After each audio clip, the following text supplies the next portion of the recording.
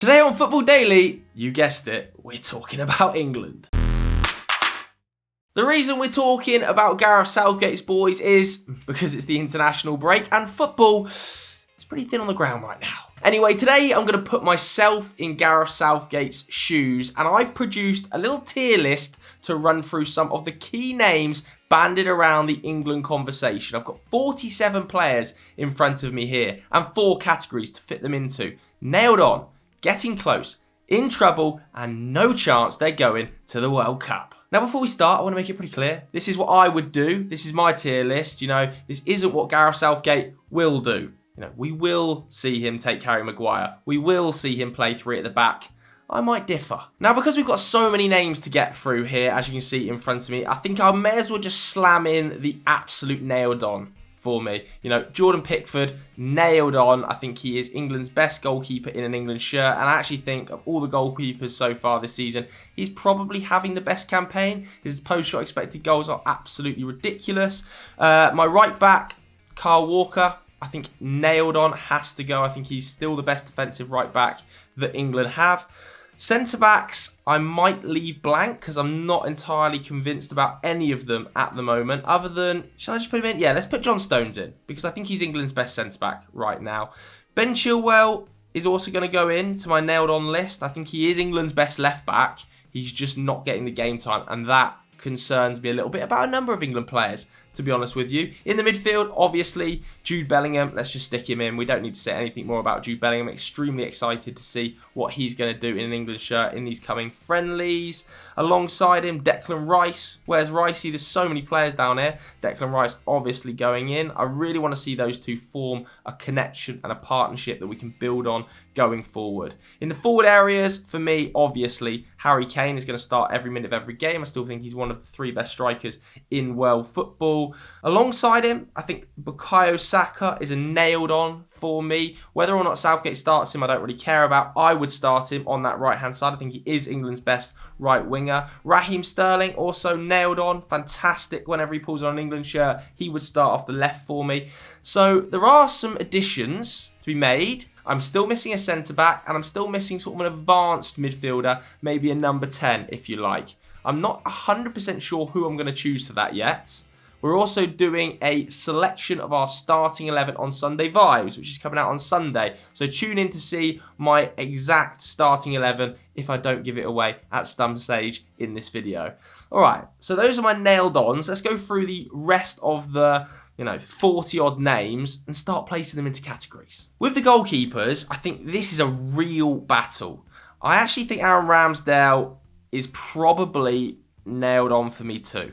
I think these are the 2 best goalkeepers in England. Aaron Ramsdale, exceptional delivery, really good with the ball at his feet. That's something that has brought a total different side of Arsenal out under Mikel Arteta. Nick Pope, much more of a shot stopper and admittedly a fantastic one at that. So I think both of these goalkeepers have a chance of going. My issue with Dean Henderson is he's conceding an awful lot of goals. I think he is a really good goalkeeper, but he's conceded 17 already this season. And I am concerned that, he's behind a porous Nottingham Forest defence. I feel like if he concedes a bucket load between now and the World Cup, which is extremely possible, then it's almost definitely going to be Nick Pope. For me, I would take right now Pickford, Ramsdale, Pope, but never say never with Dean Henderson.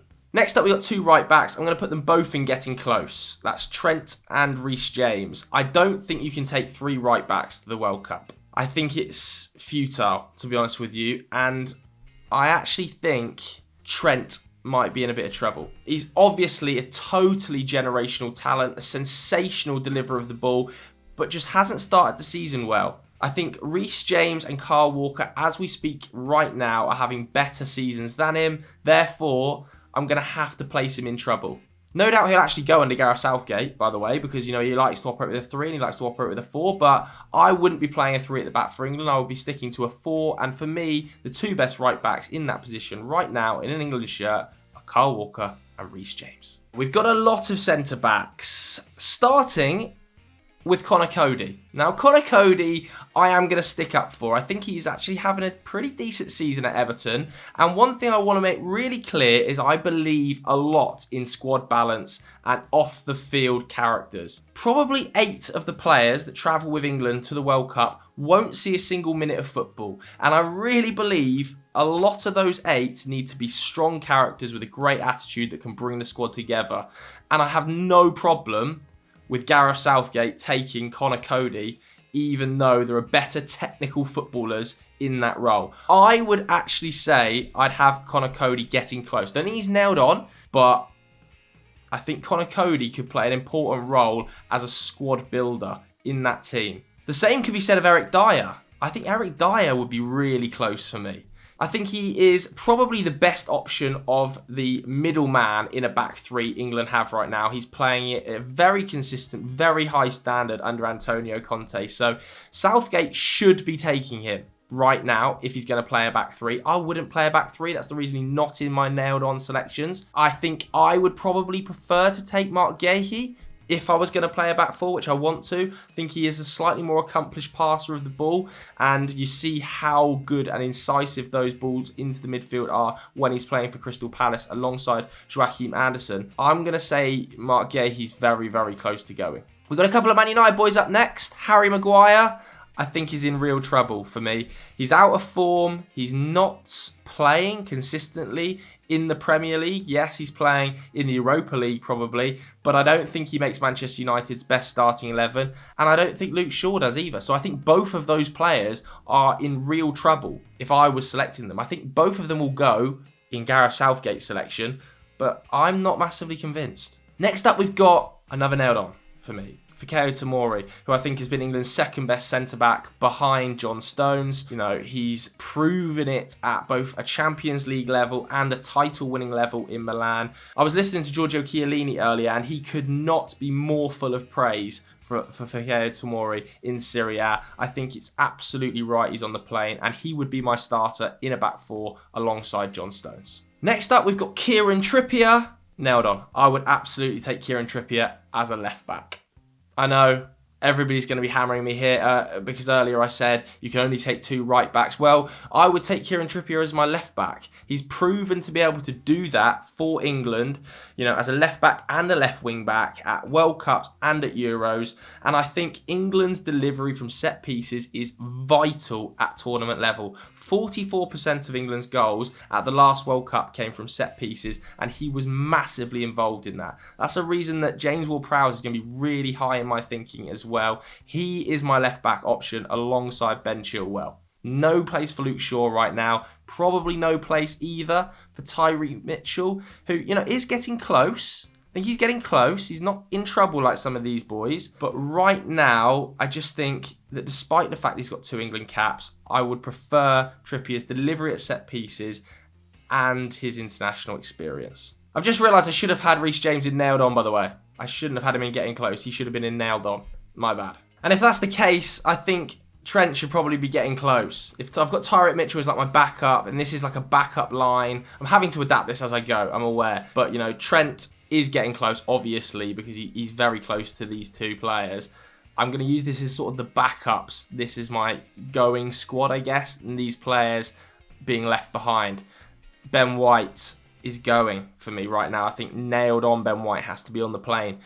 He's playing so well for the best team in England right now, other than Manchester City, obviously, who are basically a freak squad. He's both playing as a right back and occasionally as a centre back. Last season, he was predominantly a centre back. Obviously, this season, he's a right back. That's no bad thing either, because it just shows adaptability. And if one of these 2 guys was to get injured, you've got Ben White can fit in there. You've got Trippier that can fill in there. If I wanted to move to a 3, Ben White can play on the right-hand side of a back 3. Kyle Walker can as well. We've got 2 wing-backs. So I like the idea of Ben White going. And for me, he has to be on the plane as we stand today. Next up, we've got Max Killman, who I think is probably a similar sort of level to Eric Dyer and Conor Cody, maybe a little bit higher in my thinking because of that left foot of his, and it's hard to find left-footed centre-backs. He'd be floating, Max Killman. I think he's that good. Amazing on the ball, plays in a back 4, plays in a back 3. He's part of a Wolves defence that at the moment has conceded the least amount of goals in the league. We all know Wolves' problems. They're going forward. So he's very close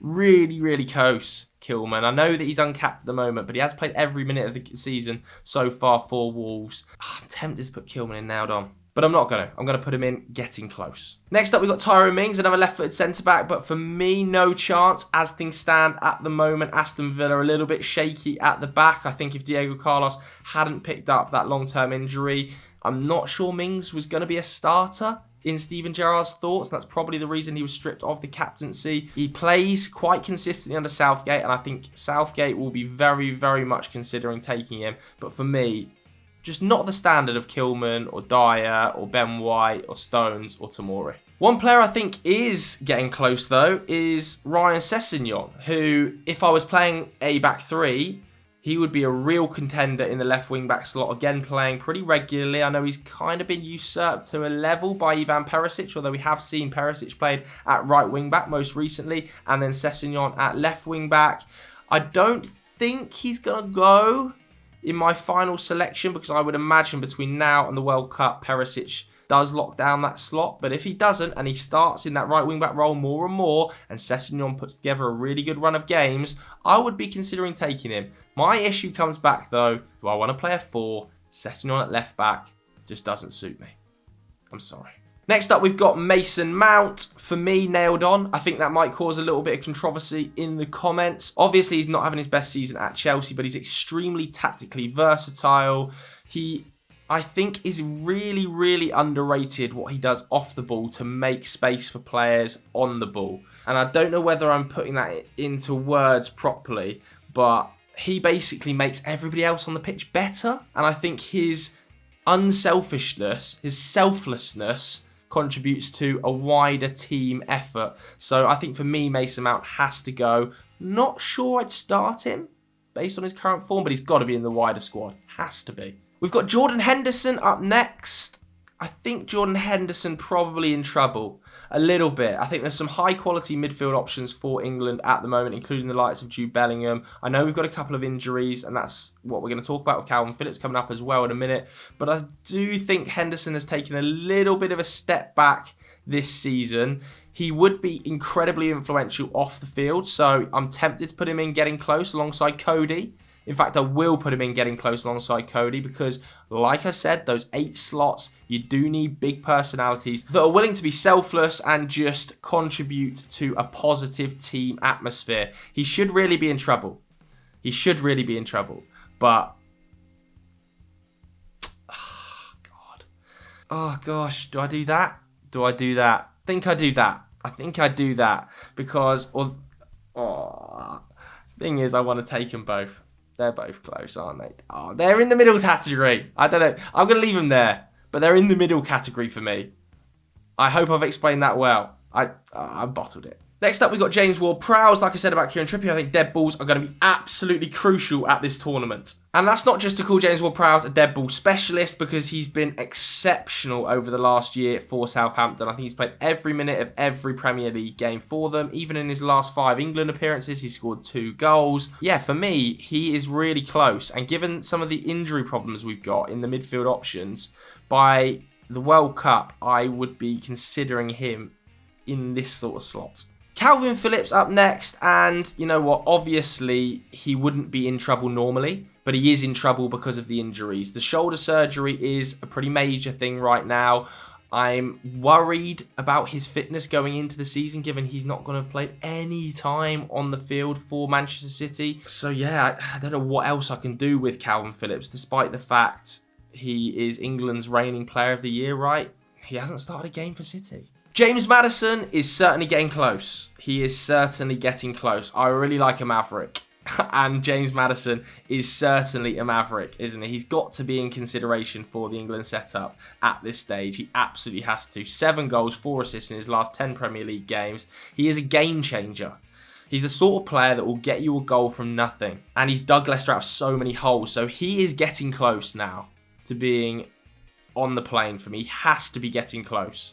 I know that Southgate isn't considering him. Maybe it's because he is this sort of maverick character. But for me, if I was Southgate, he'd be right on the verge of being nailed on. Conor Gallagher up next. I think he's in trouble. I just don't know whether he's going to start under Potter. If he does start under Potter and he looks exceptional, then absolutely he can move up into the getting close. But I haven't seen him play well enough for Chelsea this season to warrant jumping up a tier, to be honest with you. He didn't play particularly well towards the back end of last season with Crystal Palace.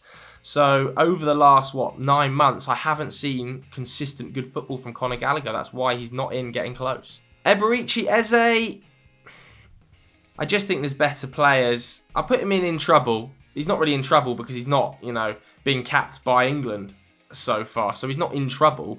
But I just think there are better options in that attacking midfield role right now. James Maddison isn't in my nailed on category. And I think he's playing better football than Eberechi Eze. So it's a difficult one. It's the same with Harvey Elliott. Harvey Elliott, probably I would keep him in the 21s. I don't think he's quite ready for the England senior setup yet, despite the fact he's playing really consistently for Liverpool. I don't know what role I would find for him in this England side.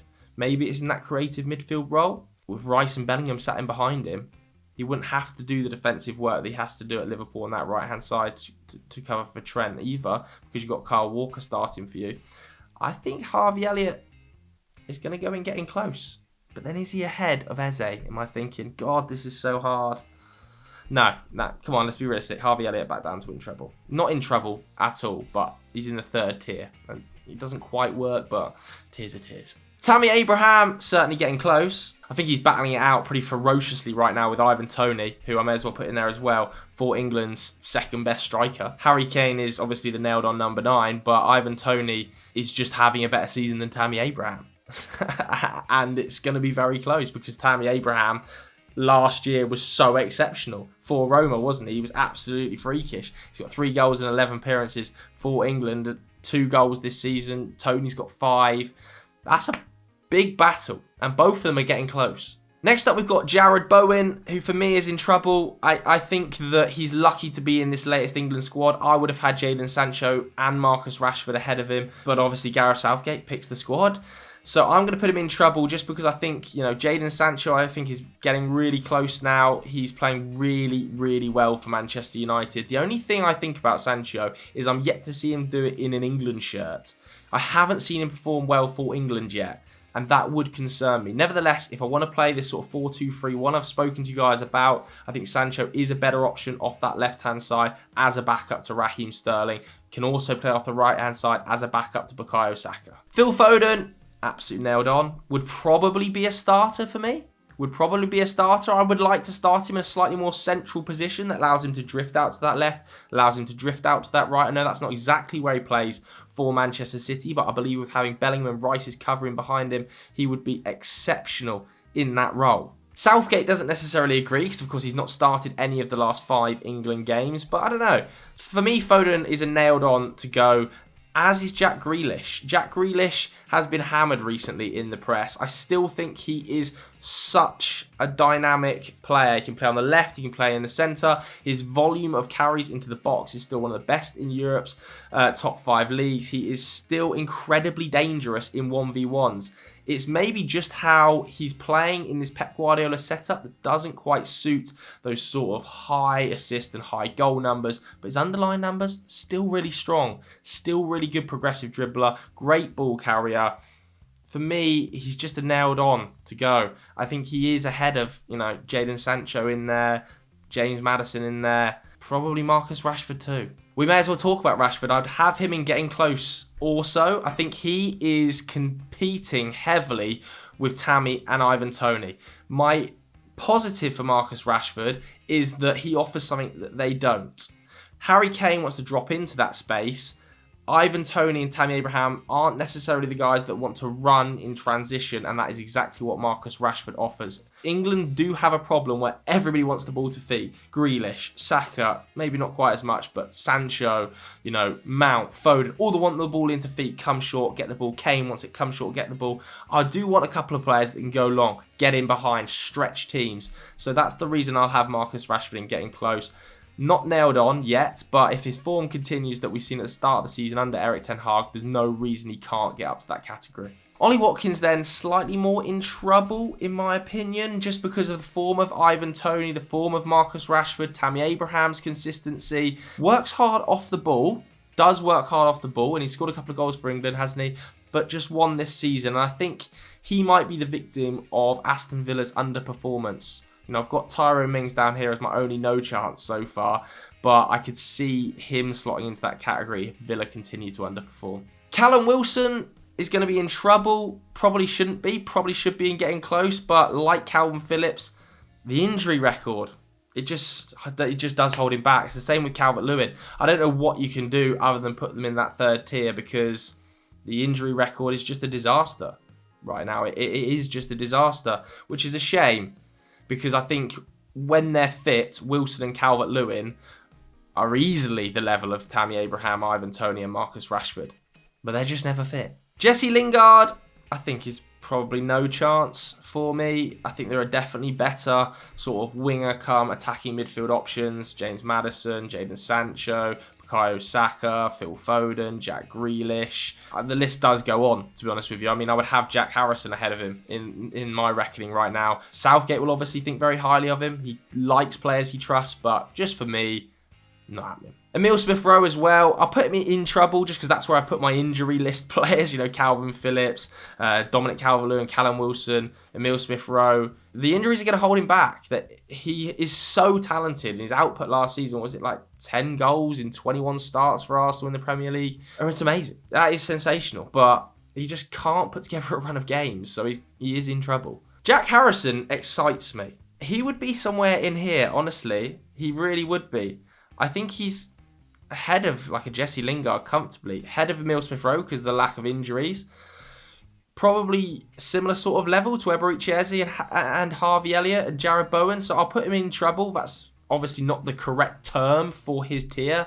He's probably just a tier below the likes of Jadon Sancho. But yeah, he's got to be in the reckoning for Southgate, but he won't be. He won't be. So this is kind of how I'm looking of my 47 players. I'm not happy with how I explained a lot of these. I'm not. But I feel like it's come out okay. These are the players I would just definitely be taking. Have to go, in my opinion. These are the players that, you know, they are getting close. There's a few that James Maddison I'm really excited by. Mark Guehi I'm really excited by. Killman. Obviously Trent as well. These guys, there's a mix of players that are in trouble, like Maguire and Shaw and Hendo. And then there's a mix of players who are injured and just aren't quite at the getting close level. And then these are my only two no chances. Let me know what you think of that in the comments below. I'm sure I'm going to get some serious heat for it. But yeah, I hope you enjoyed that video. If you did, hit the like button. Make sure you subscribe and tune in on Sunday when we will be giving our starting 11s for England at the World Cup as things stand.